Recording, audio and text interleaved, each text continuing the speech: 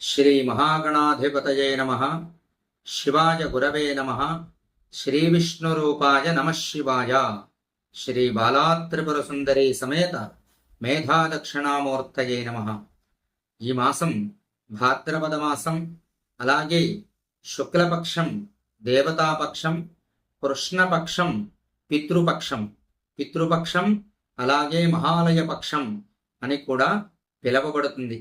ఈ పక్షంలో పితృదేవతలు పేరు చెప్పి చేసేటువంటి క్రతువులన్నింటి వల్ల కూడా వంశవృద్ధి కలుగుతుంది, దరిద్రం తీరుతుంది, సంతానం లేని వారికి సంతానం కలుగుతుంది, విద్య లేని వాళ్ళకి విద్య కలుగుతుంది, తెలియని బాధలతోటి బాధపడుతున్నటువంటి వాళ్ళకి ఈ పితృపక్షంలో పితృదేవతా కర్మలు చేయడం చేత వారికి అనుకున్న కోరికలు తీరడానికి సాధ్యమవుతుంది.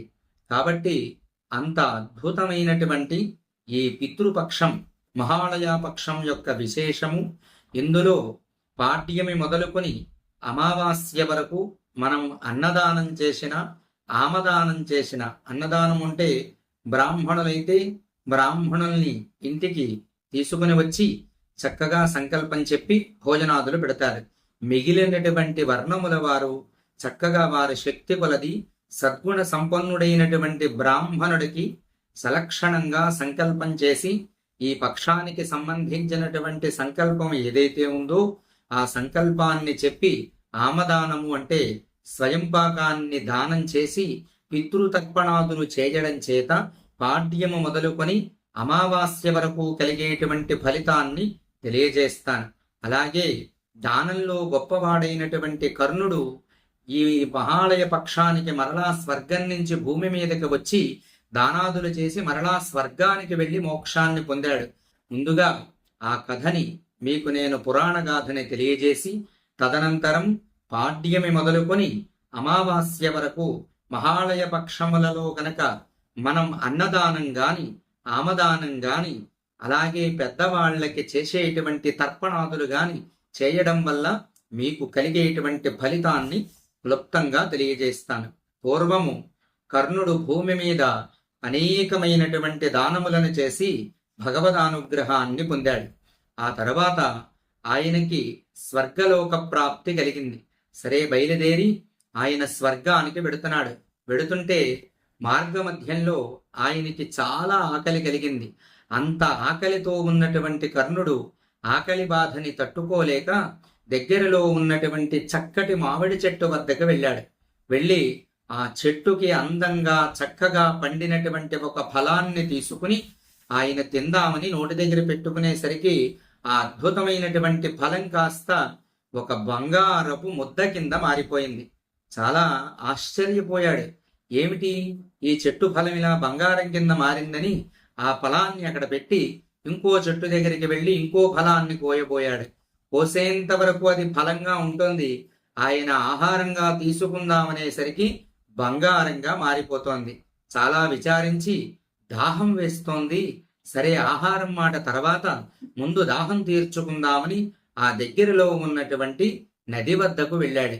వెళ్ళి దోషుడితోటి కొంత జలాన్ని తీసుకునేసరికి దోషుట్లో తీసుకున్నటువంటి జలం కూడా బంగారపు ద్రవం కింద మారిపోయింది. విడిచిపెట్టి మరలా తీసుకున్నాడు. మరలా అలాగే మారుతోంది. చాలా ఆశ్చర్యం కలిగింది. చాలా ఆశ్చర్యము బాధ రెండూ కలిగి ఆయనకి తండ్రి అయినటువంటి సూర్యనారాయణమూర్తిని ప్రార్థించి ఆయన అనుగ్రహాన్ని పొందాడు. సూర్యనారాయణమూర్తి ప్రత్యక్షమై, నాయనా, ఇప్పుడు భాద్రపద మాసం ప్రారంభం అవుతోంది. ఈ మాసంలో నీకు పితృపక్షం అనేటువంటిది ఒకటి వస్తుంది. మొట్టమొదట వచ్చేటువంటి శుక్లపక్షం దేవతాపక్షం, రెండవ పక్షం పితృపక్షం. ఆ పితృపక్షంలో పాడ్యమి మొదలుకొని అమావాస్య వరకు కూడా నీవు విశేషమైనటువంటి అన్నదానం చెయ్యి. ఎన్నో దానాలు చేశావు, కానీ అన్నదానాన్ని ఎవ్వరికీ చెయ్యలేదు. అలాగే జలాన్ని కూడా ఎవ్వరికీ నీవు దానం చెయ్యలేదు. వేరే పదార్థం ఏది నీవు దానం చెయ్యలేదు. నీ చేత్తోటి ఒక్కరికి కూడా అన్నం పెట్టలేదు. కాబట్టి నీవు చేసింది కేవలం బంగారం దానం చేశావు, వెండి దానం చేశావు, వస్తువులు మాత్రమే దానం చేశావు. అందుకనే నీవు స్వర్గానికి వస్తుంటే దేనిని నీవు పట్టుకున్నప్పటికీ, నీవు ఏ ఫలాన్ని గ్రహించినా, ఏ జలాన్ని స్వీకరిద్దామనుకున్నా అది ఘన పదార్థంగా మారిపోతోంది. కాబట్టి నీవు తక్షణం భూమి మీదకి వెళ్ళి పితృపక్షాలు ప్రారంభం అవుతున్నాయి. మహాలయ పక్షాల్లో పాడ్యమి మొదలుకొని 15 రోజులు కూడా విశేషమైన అన్నదానములు, అలాగే పానీయములు దానము చెయ్యడము, అలాగే తినే పళ్ళు దానము చెయ్యమని స్వామివారు చెప్పి, ఇంద్రుడికి నేను చెబుతాను, వెళ్ళి నీకు మరలా దేహం సంప్రాప్తమవుతుంది, భూమి మీదకి వెళ్ళడానికి ఇంద్రలోకానికి వెళ్ళమని ఇంద్రుడికి చెప్పాడు సూర్య భగవానుడు. చెప్పగానే ఇంద్రుని యొక్క అనుగ్రహం చేత కర్ణుడికి మరలా శరీరం కలిగి భూమి మీదకొచ్చి పాడ్యమి మొదలుకొని 15 రోజులు కూడా అమావాస్య వరకు కూడా విశేషంగా అన్నదానం, పేదలకి అన్నదానం చేశాడు. నేను మీకు గతంలో కూడా ఒక మాట తెలియజేశాను. దరిద్రస్య కృతం దానం, ఆకలితో ఉన్నవాడు ఎవడైతే ఉన్నాడో వాడికి భోజనం పెట్టడం. శూన్యలింగస్య పూజనం, శూన్యలింగస్య పూజనం అంటే ఆరాధన జరగనటువంటి ఆలయంలో ఆరాధన చెయ్యడం. అనాథ ప్రేత సంస్కారం, ఎవరైతే అనాథలుంటారో వారికి ప్రేతలకి సంస్కారం చెయ్యడం. ఇవి కోటి యజ్ఞ ఫలం లభేత్. వాటితో పాటు భోజనాదులు ఎవరికి పెట్టాలి అనేది కూడా శాస్త్రంలో చెప్పబడుతోంది. వేదాధ్యయనం చేసినటువంటి విప్రునికి, అలాగే కుటుంబంతో ఉన్నటువంటి కుటుంబీకునికి, సంసార పోషణ ఇబ్బందిగా ఉన్నటువంటి బ్రాహ్మణుడికి, అలాగే సద్గుణ సంపన్నుడైనటువంటి బ్రాహ్మణుడికి ఏ మనుజుడైతే భోజనం పెడతాడో ఆ భోజనం పెట్టినటువంటి సంకల్పం ఏదైతే ఉందో ఆ సంకల్పం సఫలీకృతం అవుతుంది అని శాస్త్రం చెప్తోంది. కాబట్టి ఆ విధంగా కర్ణుణ్ణి దానం చేయమన్నారు. భూమి మీదకు వచ్చి కర్ణుడు పాడ్యమి మొదలుకొని అమావాస్య వరకు విశేషమైనటువంటి అన్నదానము, అలాగే రకరకాలైనటువంటి ఫలదానములు, అలాగే కావలసినటువంటి వారికి, దాహంతో ఉన్నటువంటి వారికి దాహాన్ని తీర్చడము, ఈ ప్రక్రియలన్నీ 15 రోజులు చేసిన తర్వాత మరలా స్వర్గలోకానికి బయలుదేరాడు. ఆయనకి ఆకలి వేసినప్పుడు ఒక ఫలాన్ని పట్టుకుంటే అది ఫలంగానే ఉంది. చక్కగా ఇక్కడ చేసినటువంటి అన్నదానానికే ఆయనకి అద్భుతంగా కడుపు నిండింది. స్వర్గానికి వెళ్ళిన తర్వాత తండ్రికి నమస్కరించి ఇంద్రుని వద్దకు వెళ్ళి జరిగిన వృత్తాంతాన్ని తెలియజేసి ఆయన స్వర్గానికి బయలుదేరి వెళ్ళిపోయాడు. కాబట్టి పితృపక్షాల్లో ఎన్నో దానాలు చేసినటువంటి ఇంద్రుడికి పితృపక్షాల్లో మరలా తిరిగి భూమి మీదకి వచ్చి విశేషమైన అన్నదానం చేస్తేనే కాని మరలా స్వర్గలోక ప్రాప్తి కలగలేదు. కాబట్టి అన్నదానం చాలా గొప్పది. ఆబ్దీకాదులు ప్రతి తల్లిదండ్రులకి కుమారులు పెడతారు. అలాగే దానితో పాటు ఈ మహాళయ పక్షంలో వారి యొక్క తల్లిదండ్రులు తిథులు ప్రకారంగా పెట్టినప్పటికీ కూడా వాళ్ళకి మోక్షం కలుగుతుంది, వాళ్ళు ఆశీర్వచనం కలుగుతుంది. పితృదేవత ఆశీర్వచనం కలిగినట్లయితే వంశం వృద్ధి చెందుతుందన్నమాట. పితృదేవతల యొక్క అనుగ్రహం పొందడానికి మొట్టమొదట జీవేతు వాక్యాచరణం అంటే వాళ్ళు జీవించి ఉండగా వాళ్ళు చెప్పినటువంటి మాటని విని వాళ్ళు చేసినటువంటి వాగ్దానాలు ఏవైతే ఉన్నాయో వాటిని వారి కడుపున పుట్టినందుకు కుమారులు తీర్చాలి. మరణాంతే భూరి భోజనం, వాళ్ళు మరణించిన తర్వాత వారి శక్తి కొలది భోజనం పెట్టాలి.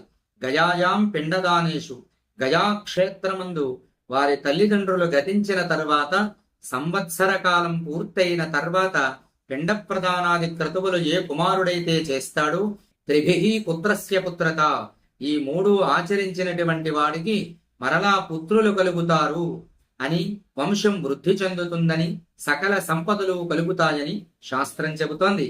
ఇప్పుడు పాడ్యమి మొదలుకొని అమావాస్య వరకు పితృపక్షాల్లో ప్రతి మనుజుడు భోజనాన్ని పెట్టడం చేత కలిగేటువంటి ఫలితాన్ని చెబుతున్నాను. శక్తి కలిగినటువంటి వాడు 15 రోజులు భోజనం పెట్టచ్చు. శక్తి లేనటువంటి వాడు ఒక్కరోజైనను భోజనం పెట్టచ్చు. అలా కాకుండా పితృమాతృదేవతలకి చెయ్యాలనుకునేటువంటి వారు వారి తిథి రోజున కూడా ఈ కార్యాన్ని చెయ్యొచ్చు. ఏ రోజున చేసినా కూడా విశేషమైనటువంటి ఫలితం కలుగుతుంది. మామూలుగా మనుషులు గనక ఈ 15 రోజుల్లో అన్నదానం చేస్తే కలిగేటువంటి ఫలితాన్ని తెలియజేస్తున్నాను. అలాగే ఆమదానం అంటే స్వయం పాకాన్ని దానం చేసినా కూడా కలిగేటువంటి ఫలితాన్ని తెలియజేస్తున్నాను. పాడ్యమి రోజున అన్నదానం చేసినట్లయితే పితృపక్షంలో పాడ్యమి రోజున బ్రాహ్మణులకు భోజనాదులు పెట్టినట్లయితే లక్ష్మీ కటాక్షం కలుగుతుంది. అలాగే విదియ రోజున గనక భోజనాదులు గనక పెట్టినట్లయితే సంతాన ప్రాప్తి కలుగుతుంది. తదియ రోజున గనక భోజనాదులు పెట్టినట్లయితే ఆ వంశానికి మంచి కోడళ్ళు వచ్చి ఆ తల్లిదండ్రులు సుఖపడతారు. చవితి రోజున గనక భోజనాదులు చేసినట్లయితే, అన్నదానం చేసినట్లయితే శత్రువులు వీరు జోలికి రారు. పంచమి రోజున కనుక అన్నదానం చేసినట్లయితే సకల సంపదలు కలుగుతాయి. షష్ఠి రోజున అన్నదానం చేసినట్లయితే వీళ్ళు సంఘముల యందు ప్రజల యందు పూజనీయులుగా ఉంటారు. సప్తమి రోజున అన్నదానం చేసినట్లయితే దేవతా అనుచరులు అంటే దేవతలు కూడా సంచారం చేసేటువంటి యోగ్యత వీరికి మోక్షం కలిగిన తర్వాత కలుగుతుంది. అష్టమి రోజున కనుక భోజనాదులు పెట్టినట్లయితే గొప్ప మేధస్సు కలుగుతుంది. నవమి రోజున భోజనాదులు పెట్టినట్లయితే మంచి సద్గుణ సంపన్నవతి అయినటువంటి భార్య కలుగుతుంది. దశమి రోజున భోజనాదులు పెట్టినట్లయితే సకల కోరికలు కూడా నెరవేరుతాయి.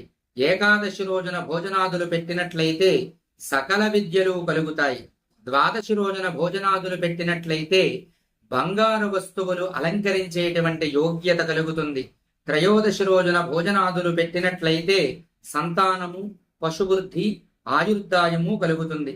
చతుర్దశి రోజున భోజనాదులు పెట్టినట్లయితే వీరి వంశంలో ఎవరైనా అకాల మరణాన్ని పొందినట్లయితే అంటే ఈ వేళ కాలమాన పరిస్థితులను బట్టి ప్రమాదంలో ఎవరైనా గతించినట్లయితే వారికి చతుర్దశి రోజున కనుక ఈ అన్నదానాది క్రతువులు, శ్రాద్ధాది కర్మలు చేసినట్లయితే అలా అకాల మరణం పొందిన వారికి మోక్షం కలుగుతుంది. అమావాస్య రోజున భోజనాదులు పెట్టిన, శ్రాద్ధ కర్మలు చేసిన సకలాభీష్టములు సిద్ధిస్తాయి. ఇది చెయ్యడం చేత పితృదేవతల అనుగ్రహం కలిగి అందరూ కూడా సుఖాన్ని, సంపదలని, మోక్షాన్ని పొందుతారు. వంశవృద్ధిని కూడా పొందుతారు. కాబట్టి భక్తి శ్రద్ధలతోటి ఈ 15 రోజులు కూడా పితృకర్మలు చెయ్యడం, దాన ధర్మాది కర్మలని ఆచరించడం, అందులో విశేషంగా అన్నదానం చెయ్యడం విశేషం. అలాగే మామూలు మనుషులకి 10 మందికి భోజనం పెడితే కలిగేటువంటి ఫలితం ఒక్క బ్రాహ్మణునికి భోజనం పెడితే కలుగుతుందన్నమాట. దశాధికం బ్రాహ్మణ, బ్రాహ్మణ దశాధికం జ్ఞాత. బ్రాహ్మలు 10 మంది భోజనం చేస్తే కలిగేటువంటి ఫలితం మీ జ్ఞాతులు అంటే మీ ఇంటి పేరటి వారు భోజనం చెయ్యడం వల్ల కలుగుతుందన్నమాట. జ్ఞాత దశాధికం భరాత. అలాంటి జ్ఞాతులు 100 మంది భోజనం చేస్తే కలిగే ఫలితం అన్నదమ్ములు భోజనం చేస్తే కలుగుతుంది. అలాగే భ్రాత దశాధికం పిత. అలాగే 1000 మంది భోజనం చేస్తే కలిగే ఫలితం ఒక తండ్రి భోజనం చెయ్యడం చేత కలుగుతుంది. పితా దశాధికం మాత. 10,000 మంది భోజనం చేస్తే కలిగే ఫలితం తల్లికి భోజనం పెట్టడం వల్ల కలుగుతుంది. ఈ 15 రోజుల్లో ఈ క్రతువు చెయ్యడం, బ్రాహ్మణులకి భోజనము, అలాగే ఆమదానం చెయ్యడం చేత వంశాభివృద్ధి, మోక్షము, సంపదలు అన్నీ కలుగుతాయని సమస్త శాస్త్రములు, పురాణములు చెబుతున్నాయి. కాబట్టి అందరూ కూడా భక్తి శ్రద్ధలతోటి పితృపక్షమైనటువంటి ఈ మహాలయ పక్షాన్ని సద్వినియోగపరచుకుని మహావిష్ణువు అనుగ్రహాన్ని పొందవలసిందిగా కోరుతూ శ్రీమాత్రే నమః.